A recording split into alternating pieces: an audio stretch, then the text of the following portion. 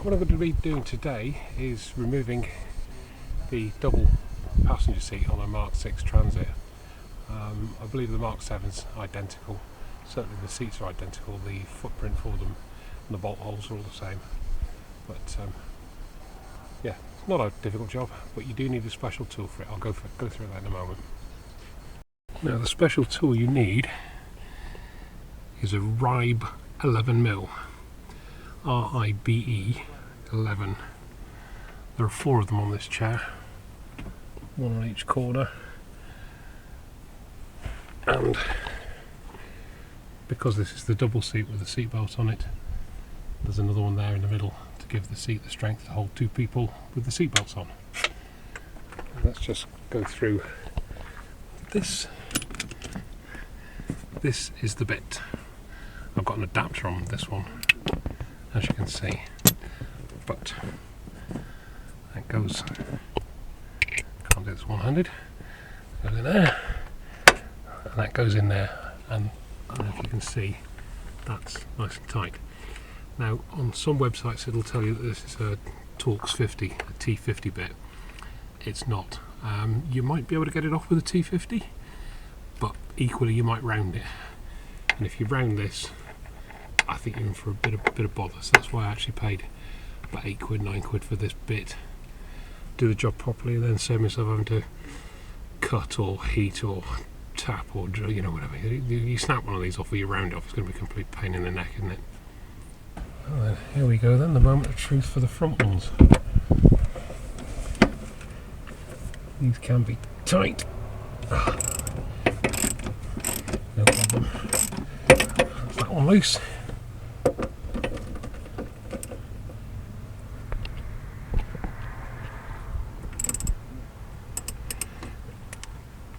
A little bit more rusted. But it went. That's why I said you might have some problems if you used a T50 on this. You might have some more problems. There's the rust and gunge in there, but it's loose. What it does that sometimes is to get the fluff and the rust, so the bit gets down in there properly. So you have to get the bit right the way in. Alright, please go. Oh, you're rusty. Yes, yes. Okay, that's number 3. Let's try number 4.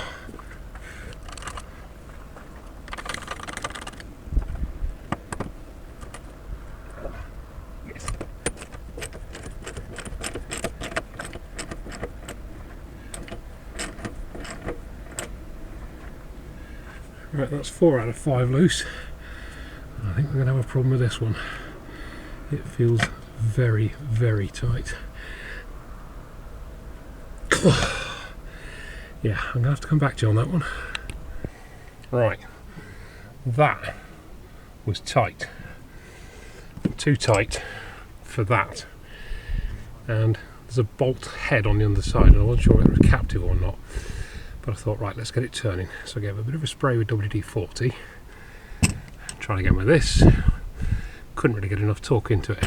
So I went for this, which, as you can see, it's actually a wheel brace.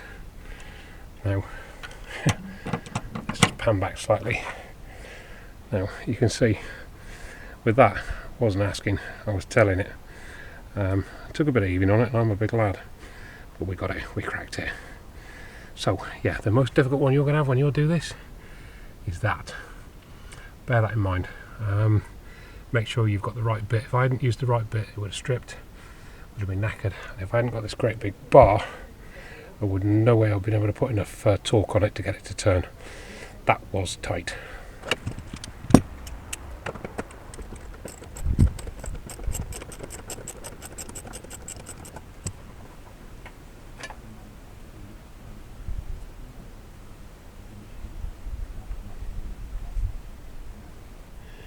Right, last thing is the seat belt, which I've already loosened. Need to loosen it a bit more. Hey.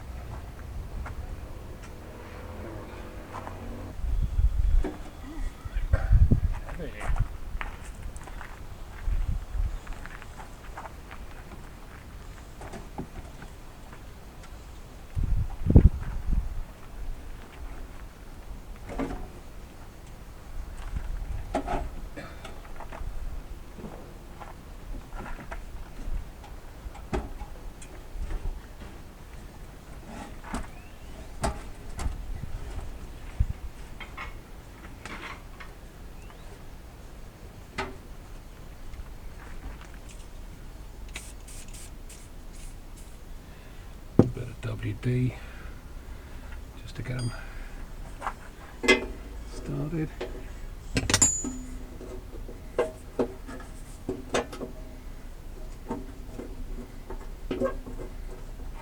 I've only roughly lined it up to start with because the holes are all in line, but going to need a bit of jiggling obviously.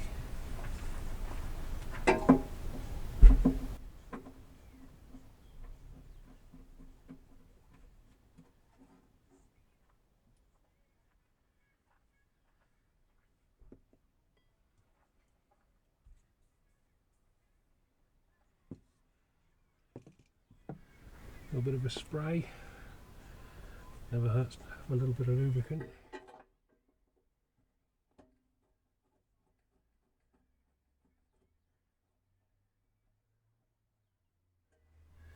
That one's gone quite nicely. If it doesn't move, needs to, this stuff. If it moves and it shouldn't, duct tape.